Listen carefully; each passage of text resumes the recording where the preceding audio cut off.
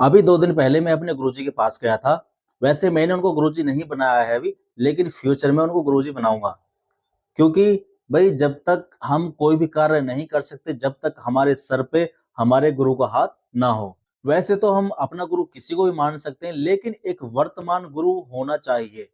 ये भगवान श्री राम ने भी बताया है। क्योंकि जब राम धरती पर आए थे, तो उन्होंने भी अपना गुरु बनाया था।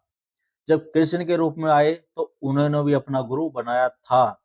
तो इस प्रकार हमारे भारत में जितने भी संत महात्मा हुए, जितने यानी कि जितने भी भगवान के अवतार यहाँ हुए, उन सब ने कहीं न कहीं अपना एक गुरु बनाया और गुरु से ही ज्ञान मिलता है, गुरु से ही सब कुछ होता है। बिना गुरु के कुछ नहीं। गुरु बिन ज्ञानम न भवति। गुरु के बिन ज्ञान नहीं होता और जिसका गुरु नहीं है, वो पाखंडी है, ढोंगी है, मक्कारी है, धोखेबाज है। उस पर कभी विश्वास मत करना, क्योंकि जिसका गुरु नहीं, वो किसी काम का नहीं। तो फिर मैंने गुरुजी से बात की कि गुरुजी, जब मैं रामायण को पढ़ने बैठता हूँ, तो मेरा सर भारी हो जाता है। तो उन्होंने मुझे बताया कि देखो, रामायण को पढ़ने का एक नियम होता है, एक तरीका होता है। जब रामायण आप पढ़ते हैं तो आप या तो उसको 9 दिन में पूरी करें या फिर आप रामायण को 30 दिन में पूरी करें।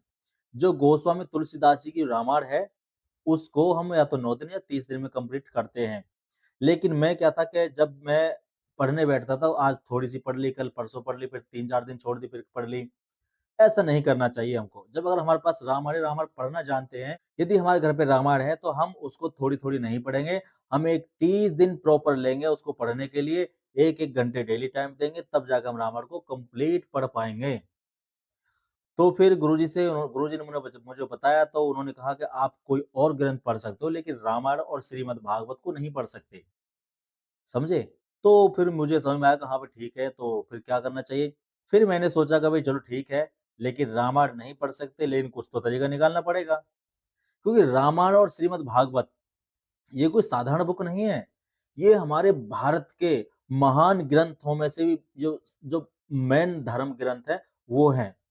ये एक कथा है, ये भगवान का एक चरित्र है। स्वयं भगवान के रूप में, ये रामायण के रूप में श्री राम हैं।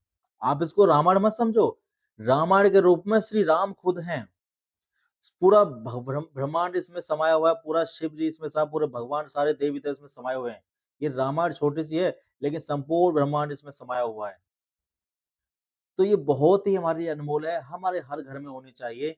श्रीमद् भागवत और रामायण को हम अलग तरीके से समझेंगे और पढ़ेंगे, लेकिन हाँ, इसके बारे में हम अलग प्रॉपर वीडियो बनाएँगे, जब हम ये ठान लेंगे कि हमें रामायण को 30 दिन में कंप्लीट करना है और हमारे पास रिकॉर्ड करने के लिए वो सभी सामान होना चाहिए कि वही रामायण को रिकॉर्ड करने के लिए काफ़ी जीबी भी मोबाइल में जीबी होनी चाहिए आपके, कुछ समय भी होना चाहिए और फिर उसको एडिटिंग करने के लिए बहुत समय चाहिए।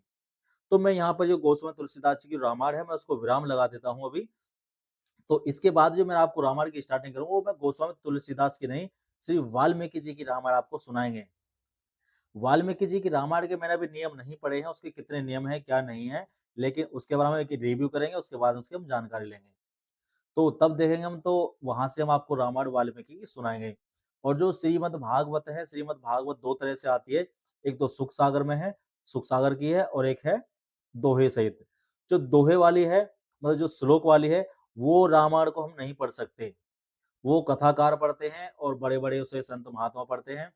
लेकिन जो हम पढ़ते हैं नॉर्मल, हम जो नॉर्मल पढ़ना चाहते हैं श्रीमद् भागवत को, तो आप सुख सागर के आप ले आइए, आप उसको पढ़ लीजिए।